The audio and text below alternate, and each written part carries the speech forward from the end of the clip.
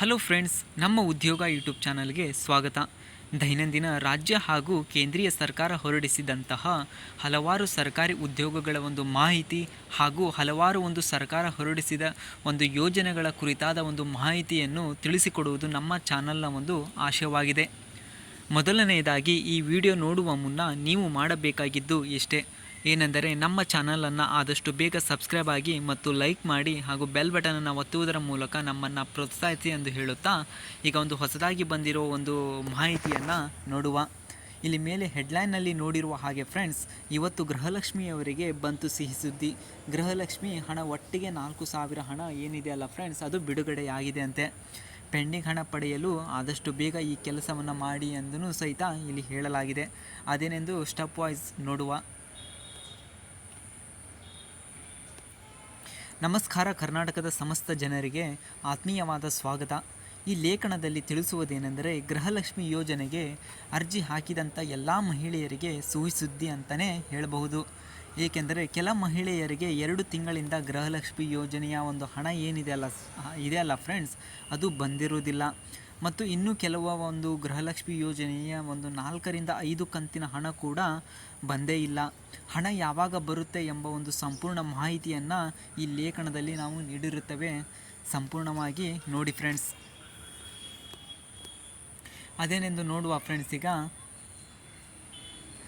ಗೃಹಲಕ್ಷ್ಮಿ ಯೋಜನೆಯ ಬಗ್ಗೆ ನಮಗೆಲ್ಲರಿಗೂ ಗೊತ್ತೇ ಇದೆ. ಈ ಯೋಜನೆಯ ಮೂಲಕ ಪ್ರತಿ ತಿಂಗಳು ಮಹಿಳೆಯರಿಗೆ 2,000 ಹಣವನ್ನು ಪಡೆದುಕೊಳ್ಳುತ್ತಿದ್ದಾರೆ. ಮತ್ತು ಇಲ್ಲಿಯವರೆಗೂ ಸುಮಾರು 20,000 ಹಣವನ್ನು ಮಹಿಳೆಯರ ಖಾತೆಗೆ ಜಮಾ ಮಾಡಲಾಗಿದೆ. ಇವಾಗ ಗೃಹಲಕ್ಷ್ಮಿ 11ನೇ ಕಂತಿನ ಹಣ ಯಾವಾಗ ಬರುತ್ತೆ ಎಂಬ ಕಾತುರದಿಂದ ಮಹಿಳೆಯರು ಎದುರು ನೋಡುತ್ತಿದ್ದಾರೆ. ಇದರ ಬಗ್ಗೆ ಮಹಿಳಾ ಮತ್ತು ಮಕ್ಕಳ ಕಲ್ಯಾಣ ಇಲಾಖೆ ಸಚಿವೆ ಲಕ್ಷ್ಮೀ ಹೆಬ್ಬಾಳ್ಕರ್ ಅವರ ಸ್ಪಷ್ಟನೆಯನ್ನು ನೀಡಿದ್ದಾರೆ ಫ್ರೆಂಡ್ಸ್. ಅದೇನೆಂದು ನೋಡೋದಾದರೆ, ಗೃಹಲಕ್ಷ್ಮಿ ಯೋಜನೆಗೆ ಅರ್ಜಿ ಹಾಕಿದಂಥ ಎಲ್ಲ ಮಹಿಳೆಯರಿಗೆ 11ನೇ ಕಂತಿನ ಹಣವನ್ನು ಮತ್ತು ಪೆಂಡಿಂಗ್ ಇರುವಂಥ ಹಣವನ್ನು ಈ ದಿನ ಮಹಿಳೆಯರ ಖಾತೆಗೆ ಈ ಖಾತೆಗೆ ವರ್ಗಾವಣೆ ಮಾಡಲಾಗುತ್ತದೆ ಎಂದು ಲಕ್ಷ್ಮೀ ಹೆಬ್ಬಾಳ್ಕರ್ ಅವರು ಸಚಿವೆಯವರು ಹೇಳಿದ್ದಾರೆ ಫ್ರೆಂಡ್ಸ್. ಮತ್ತೆ ನೋಡೋದಾದರೆ, ಗೃಹಲಕ್ಷ್ಮಿ ಯೋಜನೆ ಒಟ್ಟಿಗೆ 4,000 ಹಣ ಜಮಾ. ಕಳೆದ 2 ತಿಂಗಳಿನಿಂದ ಕೆಲ ಮಹಿಳೆಯರಿಗೆ ಗೃಹಲಕ್ಷ್ಮಿ ಯೋಜನೆ 2,000 ಹಣ ಬಂದಿಲ್ಲ. ಹಾಗೂ ಇನ್ನು ಕೆಲವು ಮಹಿಳೆಯರಿಗೆ ಅಂದರೆ ಜೂನ್ ತಿಂಗಳ ಗೃಹಲಕ್ಷ್ಮಿ ಯೋಜನೆ ಹಣ ಕೂಡ ಬಂದಿಲ್ಲ. ಇದರ ಬಗ್ಗೆ ಮಹಿಳಾ ಮತ್ತು ಮಕ್ಕಳ ಕಲ್ಯಾಣ ಇಲಾಖೆ ಸಚಿವೆ ಲಕ್ಷ್ಮೀ ಹೆಬ್ಬಾಳ್ಕರ್ ಅವರು ಕೂಡ ಮಾಹಿತಿಯನ್ನು ತಿಳಿಸಿದ್ದಾರೆ.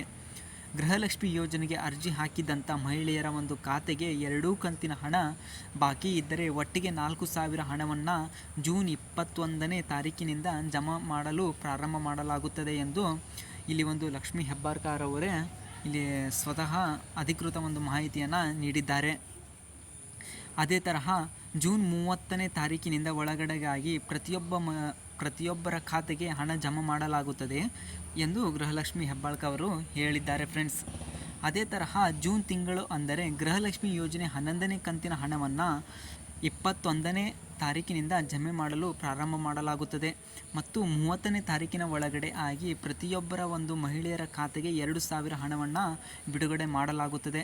ಪೆಂಡಿಂಗ್ ಇರುವಂತಹ ಕೆಲ ಫಲಾನುಭವಿಗಳಿಗೆ 2 ಕಂತು ಪೆಂಡಿಂಗ್ ಇದ್ದರೆ ಒಟ್ಟಿಗೆ 4,000 ಹಣವನ್ನು ಇಲ್ಲಿ ಡೈರೆಕ್ಟಾಗಿ ನಿಮ್ಮ ಖಾತೆಗೆ ಬರುತ್ತದೆ ಎಂದು ಇಲ್ಲಿ ಹೇಳಲಾಗಿದೆ. ಅದೇ ತರಹ ಪೆಂಡಿಂಗ್ ಇರುವಂತಹ 4 ಕಂತು ಆಗಿದ್ದರೆ ಅದು ಸಹಿತ 8,000 ಒಂದೇ ಬಾರಿ ಅಮೌಂಟನ್ನು ನಿಮ್ಮ ಖಾತೆಗೆ ನೀಡುತ್ತಾರೆ ಅಂತಲೇ ಹೇಳಬಹುದು. ಗೃಹಲಕ್ಷ್ಮಿ ಯೋಜನೆ ಪೆಂಡಿಂಗ್ ಇರುವಂತಹ ಎಲ್ಲ ಕಂತಿನ ಹಣವನ್ನು ಅರ್ಜಿ ಹಾಕಿದಂಥ ಮಹಿಳೆಯರು ಪಡೆದುಕೊಳ್ಳಬಹುದು. ಆದರೆ ಹಣ ಪಡೆಯಬೇಕೆಂದರೆ ಈ ಕೆಳಗಡೆ ನೀಡಲಾದ ನಿಯಮಗಳು ಮತ್ತು ಏನಿದೆ ಅಲ್ಲ ಫ್ರೆಂಡ್ಸ್, ಅದನ್ನು ನೀವು ಪಾಲಿಸಬೇಕಾಗಿರುತ್ತದೆ. ಅದೇನೆಂದು ನೋಡುವ. ಈಗ ಗೃಹಲಕ್ಷ್ಮಿ ಯೋಜನೆ ಪೆಂಡಿಂಗ್ ಹಣ ಬೇಕಾದರೆ ಈ ರೂಲ್ಸನ್ನು ಫಾಲೋ ಮಾಡಿ. ಬ್ಯಾಂಕ್ ಖಾತೆ ಫ್ರೆಂಡ್ಸ್, ಮೊದಲನೇದಾಗಿ ನಾನು ಹಿಂದಿನ ವಿಡಿಯೋದಲ್ಲಿಯೂ ಸಹಿತ ಅದೇ ಥರನೇ ಹೇಳಿದ್ದೇನೆ ಫ್ರೆಂಡ್ಸ್. ಬ್ಯಾಂಕ್ ಖಾತೆ, KYC ಮತ್ತು ರೇಷನ್ ಕಾರ್ಡ್ ಅಪ್ಡೇಟನ್ನು ಮಾಡಿಸಿ ಅಂತಂದು. ಈ 3 ಏನಿದೆ ಅಲ್ಲ ಫ್ರೆಂಡ್ಸ್, ಇದು 3ನ್ನು ಸಹಿತ ನೀವು ಮಾಡಿಸಿದ್ದೇ ಆದರೆ ನಿಮ್ಮ ಖಾತೆಗೆ ಆದಷ್ಟು ಬೇಗ ಹಣವನ್ನು ಬರುತ್ತೆ ಅಂತಲೇ ಹೇಳ್ಬೋದು. ಅದೇನು ಬ್ಯಾಂಕ್ ಖಾತೆ ಅಂತಂದು ನಾವು ನೋಡೋದಾದರೆ, ಈ ಬ್ಯಾಂಕ್ ಖಾತೆ ಇದೆಯಲ್ಲ ಫ್ರೆಂಡ್ಸ್, ಇದು ಬ್ಯಾಂಕ್ ಖಾತೆಯಲ್ಲಿ ನಿಮ್ಮ ಆಧಾರ್ ಕಾರ್ಡ್ ಲಿಂಕ್ ಆಗಿರಬೇಕು ಫ್ರೆಂಡ್ಸ್. ಅಂದರೆ NPCI ಆಗಿರಬೇಕು. ಆಗದಂಥ ಮಹಿಳೆಯರಿಗೆ ಅಂದರೆ ಡೈರೆಕ್ಟ್ ನಿಮ್ಮ ಆಧಾರ್ ಕಾರ್ಡ್ ಥ್ರೂ ಮುಖಾಂತರ ನಿಮ್ಮ ಒಂದು ಅಕೌಂಟಿಗೆ ಅಮೌಂಟನ್ನು ಹಾಕಲಿಕ್ಕೆ ಬರೋದಿಲ್ಲ. ಆದ ಕಾರಣ ಈ KYCಯನ್ನು ಮಾಡಿಸುವುದು ಕಡ್ಡಾಯವಾಗಿದೆ ಫ್ರೆಂಡ್ಸ್. ಅದೇ ತರಹ ಆಧಾರ್ ಕಾರ್ಡ್ ಅಪ್ಡೇಟ್. ಗೃಹಲಕ್ಷ್ಮಿ ಯೋಜನೆ ಅರ್ಜಿ ಹಾಕಿದಂಥ ಮಹಿಳೆಯರು 10 ವರ್ಷಗಳ ಕಾಲ ತಮ್ಮ ಆಧಾರ್ ಕಾರ್ಡನ್ನು ಯಾವುದೇ ರೀತಿ ಅಪ್ಡೇಟ್ ಮಾಡಿಲ್ಲವೆಂದರೆ ಆದಷ್ಟು ಬೇಗ ಅಪ್ಡೇಟ್ ಮಾಡಿಕೊಳ್ಬೇಕೆಂದು ಇಲ್ಲಿ ಒಂದು ಅಧಿಸೂಚನೆಯಲ್ಲಿಯೂ ಸಹಿತ ಇದನ್ನು ನೀಡಿದ್ದಾರೆ ಫ್ರೆಂಡ್ಸ್. ಅದೇ ತರಹ ರೇಷನ್ ಕಾರ್ಡ್ ಅಪ್ಡೇಟ್. ರೇಷನ್ ಕಾರ್ಡಿನಲ್ಲಿ ಕುಟುಂಬದ ಮುಖ್ಯಸ್ಥರು ಏನು ಇದೆಯಲ್ಲ ಫ್ರೆಂಡ್ಸ್, ಅವಾಗೆಲ್ಲ ಕುಟುಂಬದ ಮುಖ್ಯಸ್ಥರು ಒಬ್ಬ ಪುರುಷರೇ ಆಗಿರುತ್ತಿದ್ದರು. ಆದರೆ ಈಗ ಈ ಒಂದು ಗೃಹಲಕ್ಷ್ಮಿ ಯೋಜನೆ ರೂಲ್ಸಿನ ಪ್ರಕಾರ ರೇಷನ್ ಕಾರ್ಡಿನ ಮೇನ ಮುಖ್ಯಸ್ಥೆ ಮಹಿಳೆಯಾಗಿರಬೇಕು ಫ್ರೆಂಡ್ಸ್. ಆದ ಕಾರಣ ಅದನ್ನು ಆದಷ್ಟು ಬೇಗ ಮಾಡಿಸಿ. ಅದೇ ತರಹ ಗೃಹಲಕ್ಷ್ಮಿ ಅರ್ಜಿ. ಈ KYC ಗೃಹಲಕ್ಷ್ಮಿ ಯೋಜನೆಯ ಅರ್ಜಿ ಹಾಕಿದಂಥ ಮಹಿಳೆಯರು ಹಣ ಬರುತ್ತಿಲ್ಲವೆಂದರೆ ನಿಮ್ಮ ಅರ್ಜಿಯ ಈ KYC ಮಾಡಿಸಬೇಕಾಗಿರುತ್ತದೆ.